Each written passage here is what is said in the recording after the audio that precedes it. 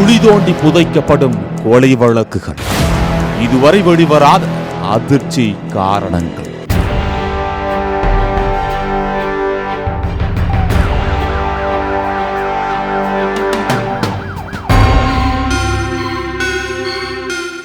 ஒருவருடைய மரணத்தில் சந்தேகம் ஏற்பட்டால் கொலையா, தற்கொலையா, விபத்தா என நாம் போலீசிடம் கேட்கும்போது, விசாரணை நடந்துட்டு இருக்கு, எதுவா இருந்தாலும் போஸ்ட்மார்டம் ரிப்போர்ட் வந்தா தான் சொல்ல முடியும் என்பதுதான் அவர்கள் சொல்லும் ஒற்றை டயலாக். சினிமாக்களிலும் இதே டயலாக் தான் இருக்கு. அப்படி என்றால் ஒரு மர்ம மரணத்தை கொலையா, தற்கொலையா என்பதை கண்டுபிடிக்க காவல்துறையின் புலனாய்வு விசாரணை மட்டுமே போதுமானது அல்ல. ஃபாரன்சிக் மெடிசின் எனப்படும் தடயவியல் துறை டாக்டர்கள் மற்றும் நிபுணர்கள் போஸ்ட்மார்ட்டம் செய்து கொடுக்கும் ரிப்போர்ட் தான் கொலையா, தற்கொலையா, விபத்தா என்பதை கண்டுபிடிக்கும் மிக முக்கியமான ஆவணமாகிறது. நீதிமன்ற தீர்ப்புகளுக்கும் மிக முக்கிய ஆவணம் அதுதான். இன்னும் சொல்ல போனால், போலீசே கொலை வழக்கு பதிவு செய்தாலும் அது கொலை அல்ல, தற்கொலைதான் என்றோ விபத்துதான் என்றோ தடயவியல் துறை டாக்டர்கள் ரிப்போர்ட் கொடுத்து விட்டால் அந்த வழக்கு அப்படியே மூடப்பட்டுவிடும். அதேபோல் போலீசார் லஞ்சம் வாங்கிக் கொண்டு ஒரு கொலையை தற்கொலை என்றோ விபத்து என்றோ மாற்றி புகாரை குழி தோண்டி புதைத்தாலும் இல்லை இல்லை அது அப்பட்டமான கொலை என மீண்டும் அந்த வழக்கை தோண்டி எடுத்து குற்றவாளிகளை கூண்டில் ஏற்றுவதுதான் தடயவியல் துறை மருத்துவர்களின் மிக முக்கியமான பங்கு. காவல்துறையின் விசாரணை மீது நம்பிக்கையற்றவர்கள் கூட நம்பிக்கை கொடுப்பதே தடயவியல் துறை டாக்டர்கள் கொடுக்கும் போஸ்ட்மார்ட்டம் ரிப்போர்ட்கள் தான். காவல் நிலைய படுகொலைகள், சிறை படுகொலைகள், போலி என்கவுண்டர்கள் உள்ளிட்ட காவல்துறையின் குற்றங்களை கண்டுபிடிப்பதும் தடயவியல் துறை டாக்டர்கள் தான். விசாரணை என்கின்ற பெயரில் காவல்துறை மறைக்கும் கொலைகளை கூட ஆதாரத்துடன் வெளிக்கொண்டு வரும் தடயவியல் துறை மருத்துவர்கள் என்பவர்கள் முறையாக படித்து பயிற்சி பெற்றிருக்க வேண்டும் அல்லவா? ஆனால் இதில்தான் மாபெரும் அநீதி நடந்து வருகிறது. அதுவும் பணமும் அதிகாரமும் உள்ளவர்கள் முறையான டாக்டர்களை வைத்து மீண்டும் போஸ்ட்மார்ட்டம் செய்து உண்மையை அறிந்து கொள்கிறார்கள். ஆனால் ஏழை எளிய மக்களின் மரணத்தில் சந்தேகம் என்றால் இதுபோன்ற அரைகுறை டாக்டர்கள் கொடுக்கும் ரிப்போர்ட்களால் தான் கொலைகளே மறைக்கப்பட்டு விடுகின்றன.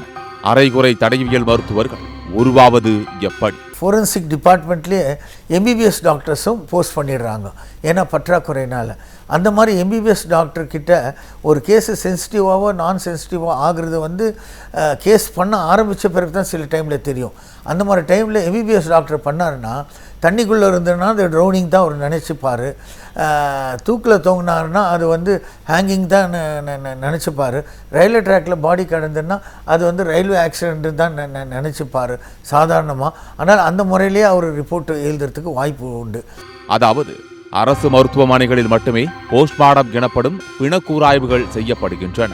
இதனால் அரசு மருத்துவ கல்லூரிகளில் எம்பிபிஎஸ் படிக்கும் மாணவர்கள் போஸ்ட்மார்ட்டம் எப்படி செய்வது என்பதை நேரடியாகவே பார்த்து அப்போதே ஓரளவுக்கு கற்றுக்கொள்கிறார்கள். அதன் பிறகு அரசு மருத்துவ கல்லூரிகளில் எம்டி ஃபாரன்சிக் மெடிசின் படிக்கும்போது இன்னும் கூடுதலாக முழுமையாக கற்றுக்கொள்ள ஆரம்பிக்கிறார்கள்.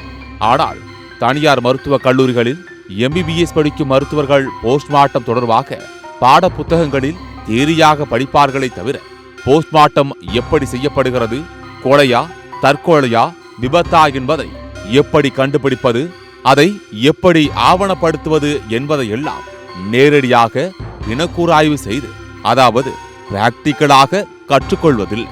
அதற்கு மிக முக்கிய காரணம், தனியார் மருத்துவ கல்லூரி மருத்துவமனைகளில் போஸ்ட்மார்டம் செய்ய அனுமதி இல்லை. இதனால் போஸ்ட்மார்டம் என்றாலே என்னவென்று தெரியாத தனியார் மருத்துவக் கல்லூரியில் எம்பிபிஎஸ் முடித்த மருத்துவர்கள் அரசு மருத்துவமனைகளில் பணிக்கு சேர்ந்து போஸ்ட்மார்ட்டம் செய்தால் அவர்கள் எப்படி கொலையா தற்கொலையா என கண்டுபிடிப்பார்கள்? கவர்மெண்ட் இருக்க எம்பிபிஎஸ் டாக்டர் அது போஸ்ட்மார்ட்டம் டைரெக்டாக பார்க்குறதுக்கும் வாய்ப்பு இருக்குது. லீவு நாள்லேயும் போய் ஒரு அசிஸ்ட் பண்ணலாம் மார்ச்சரியில். மிச்சபடி கிளாஸஸும் மார்ச்சரிலேயே கூட எடுக்கிற மாதிரி கவர்மெண்ட் ஹாஸ்பிட்டல் இருக்குது. பட் பிரைவேட் மெடிக்கல் காலேஜஸில் அந்த மாதிரி வாய்ப்பு கிடையாது. ஏற்கனவே காவல்துறையின் விசாரணை மீது நம்பிக்கை இல்லாதவர்கள் தடயவியல் துறை டாக்டர்கள் கொடுக்கும் ரிப்போர்ட்டை தான் நம்பி இருக்கிறார்கள். அப்படி இருக்க போஸ்ட்மார்ட்டத்தையே பார்க்காத, இது தொடர்பான பயிற்சியோ அனுபவமோ இல்லாத மருத்துவர்கள் போஸ்ட்மார்ட்டம் செய்தால் கொலைகளையும் குற்றங்களையும் எப்படி கண்டுபிடிக்க முடியும்? குற்றங்கள் கண்டுபிடிக்கப்பட்டு தண்டிக்கப்படவில்லை என்றால் காவல்துறையையும் தடயவியல் துறையையும் ஈஸியாக ஏமாற்றிவிடலாம் என மீண்டும் மீண்டும் குற்றங்களை தொடரத்தானே செய்வார்கள். போஸ்ட்மார்ட்டம் ட்ரைனிங் இல்லாமல் எம்பிபிஎஸ் டாக்டர் வெளியே வந்து போஸ்டிங்கில் வராங்க. அவங்களுக்கு வந்து இன்கொஸ்ட் ரிப்போர்ட்டு கூட சில டைமில் படிக்க தெரியாது. அவங்களுக்கு வந்து அந்த ட்ரைனிங்கே போஸ்ட்மார்ட்டம் ட்ரைனிங்கே எடுத்துருக்க மாட்டாங்க. இருந்தாலும் ஆள் பற்றாக்குறையில் ஃபார் எக்ஸாம்பிள் 15 பாடி ஒரு நாளைக்கு இருக்குதுன்னு சொன்னால் 2 ஸ்பெஷலிஸ்ட்டும் 15 பாடியை ஒரே நாள் செய்ய முடியாது. அதனால் சில பாடிகளை வந்து எம்பிபிஎஸ் டாக்டர்கிட்ட கொடுத்துட வேண்டிய நிலைமை வந்துடும். அந்த மாதிரி வரும்போது அதை வந்து முக்கியமான தடவையாளர் வந்து மிஸ் பண்ணுறதுக்கு நிறைய சான்சஸ் இருக்குது. 2015ஆம் ஆண்டு தமிழ்நாட்டையே பதற வைத்து சேலம் பொறியியல் பட்டதாரி கோகுல்ராஜ் தலை துண்டிக்கப்பட்ட நிலையில் தண்டவாளத்தில் கிடந்தபோது கூட அது ரயில் விபத்தில் என காவல்துறை வழக்கை முடிக்க பார்த்தது. ஆனால் அது ரயில் விபத்தால் துண்டிக்கப்பட்ட தலை அல்ல. தலையை ஏற்கனவே துண்டித்து ரயில் தண்டவாளத்தில் வீசியிருக்கிறார்கள் என்பதை தடயவியல் துறை மருத்துவர்கள் கண்டுபிடித்து சொன்ன பிறகுதான் அது ஆணவ படுகொலை என்பதே வெளியுலகத்துக்கு கொண்டு வரப்பட்டு தீரன் சின்னமலை பேரவைச் சேர்ந்த யுவராஜ் கைது செய்யப்பட்டார். ஒருவேளை போஸ்ட்மார்ட்டம் தொடர்பான அனுபவமும் பயிற்சியும் இல்லாத மருத்துவர்கள் இதை பிணக்கூராய்வு செய்திருந்தால் இப்படியொரு மாபெரும் ஆணவ படுகொலை வெளியுலகத்துக்கு தெரிந்திருக்காதுதானே. குற்றவாளிகள் தண்டிக்கப்பட்டிருக்க மாட்டார்களே. இப்படி பல்வேறு வழக்குகளை சுட்டிக்காட்ட முடியும் என்கின்றார்கள் சமூகத்தில் குற்றங்கள் தடுக்கப்பட வேண்டும் என நினைக்கும் தடயவியல் மருத்துவர்கள்.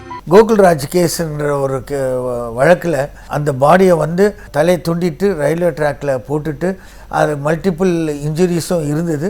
அதை வந்து ரயில்வே ஆக்சிடெண்ட்டுன்ற மாதிரி அதை ஆல்மோஸ்ட் க்ளோஸ் பண்ணுற டைமில் கவர்மெண்ட் டாக்டர்ஸ் 2 பேர் கூட என்னையும் சேர்த்து இதை பண்ண சொல்லியிருந்தாங்க. அதில் பண்ணும்போது தான் எங்களுக்கு தெரிஞ்சது அது ரயில்வே ட்ராக்கினுடைய இன்ஜரியே இல்லை. ரயில்வே ட்ராக்கில் பாடி கடந்து அப்போ தான் ட்ரெயின் போயிடுச்சுன்ற ஒரு ப்ரூஃப்லாம் இருந்தால் கூட அது வந்து ரயில்வே இன்ஜுரிஸே இல்லைன்றது சொன்னதை கடைசியில் வந்து கொலை தான் ரயில்வே ஆக்சிடெண்ட் இல்லைன்றதை முடிவு பண்ணி அதுக்கு வேண்டிய தண்டனையும் ஜட்ஜ்மெண்ட்டும் கொடுத்துட்டாங்க.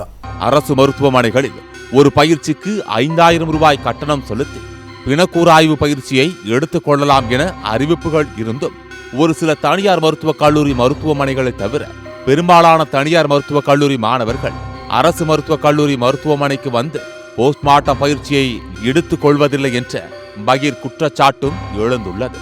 இதில் லட்சக்கணக்கில் பணம் வாங்கிக் கொண்டு மாணவர்களை சேர்க்கும் தனியார் மருத்துவக் கல்லூரி மருத்துவமனைகளும் அவர்களை அழைத்துச் சென்று பயிற்சி கொடுப்பதில்லை. குற்றங்களை கண்டுபிடித்து தடுக்க வேண்டிய பொறுப்புள்ள தமிழ்நாடு அரசும் இது குறித்து கண்டுகொள்வதில்லை. இதற்கு இன்னொரு காரணமும் இருக்கிறது. அரசு மருத்துவமனைகளில் போஸ்ட்மார்ட்டம் ரிப்போர்ட்களில் ஏழை எளிய மக்களுக்கான நீதி கேள்விக்குறியாக்கப்படுகிறது. அதாவது தமிழ்நாடு அரசு மருத்துவக் கல்லூரி மருத்துவமனைகளில் மட்டுமே MD ஃபாரன்சிக் மெடிசின் எனப்படும் தடயவியல் துறை டாக்டர்கள் போஸ்ட்மார்ட்டம் செய்கிறார்கள். ஆனால் தமிழ்நாட்டில் உள்ள தலைமை மருத்துவமனைகளிலோ வட்டார மருத்துவமனைகளிலோ MD ஃபாரன்சிக் மெடிசின் எனப்படும் தடயவியல் துறை மருத்துவர்கள் பணியிடமே இல்லை. இதனால் ENT படித்த மருத்துவர்கள், சர்க்கரை வியாதி நிபுணர்கள், தோல் நிபுணர்கள், MBBS மருத்துவர்கள் என யார் அன்றைக்கு டியூட்டியில் இருக்கிறார்களோ அவர்கள் போஸ்ட்மார்ட்டம் செய்து ரிப்போர்ட் கொடுப்பார்கள். என்னதான் ஒரு அரசு மருத்துவக் கல்லூரியில் MBBS படிக்கும் போது போஸ்ட்மார்ட்டம் பயிற்சியை எடுத்திருந்தாலும் MD ஃபாரன்சிக் மெடிசின் படித்த நிபுணர்கள் அளவுக்கு நிச்சயமாக நுட்பமாக கொலைகளை கண்டுபிடிக்க தெரியாது. எல்லாவற்றிற்கும் ஸ்பெஷலிஸ்ட் மருத்துவர்களை தேடி போக ஆரம்பித்துவிட்ட காலகட்டத்தில் MD ஃபாரன்சிக் மெடிசின் படித்து அதற்கான முறையான பயிற்சியும் பெற்றவரால் தான் கொலைகளை முழுமையாக கண்டறிய முடியும். அரசு மருத்துவக் கல்லூரிகளில் MBBS படிக்கும் போது மட்டுமே போஸ்ட்மார்ட்டம் குறித்து பயிற்சி எடுக்கும் மருத்துவர்கள் தனியார் மருத்துவக் கல்லூரிகளில் MBBS படிக்கும் போது MD ஃபாரன்சிக் மெடிசின் எனப்படும் தடயவியல் துறை நிபுணத்துவ படிப்பை படிக்கும் போது சுடுகாட்டில் கூட பிணத்தையே பார்க்காத மருத்துவர்கள் எல்லாம் போஸ்ட்மார்ட்டம் செய்தால் எப்படி குற்றங்களை கண்டுபிடிப்பார்கள்? எப்படி குற்றங்களை கட்டுப்படுத்த முடியும்? பிரைவேட் மெடிக்கல் காலேஜில் படிக்கிற டாக்டர் அவர் ஃபோரன்சிக் ஆட்டாப்சிலே ட்ரைனிங் ஆகாதது பாஸ் பண்ணி வெளியே வந்து கவர்மெண்ட்லேயே அவருக்கு ஜாப் கிடச்சி கவர்மெண்ட்லேயே இருந்து போஸ்ட்மார்ட்டம் பண்ணுறதுக்கு அவர் அசிஸ்டன்ஸ் இல்லாமல் சூழ்நிலையில் பண்ண வாய்ப்பு கிடச்சின்னா அவரால் கரெக்டாக ரிப்போர்ட் எழுதுறதுக்கு முடியாது. என்ன தான் படித்து கோல்டு மெடல் வாங்கியிருந்தாலும் தியரி வேறு, ப்ராக்டிக்கல் வேறு. தமிழ்நாட்டில் குற்றங்கள் குறைந்து விட்டதாக குற்ற ஆவண காப்பக புள்ளி விவரங்களை சுட்டிக்காட்டி பெருமை அடித்துக் கொள்வதை விட குற்றங்களை கண்டுபிடிப்பதில் கவனம் செலுத்த வேண்டும் என்பது மனித உரிமை செயற்பாட்டாளர்களின் கோரிக்கை.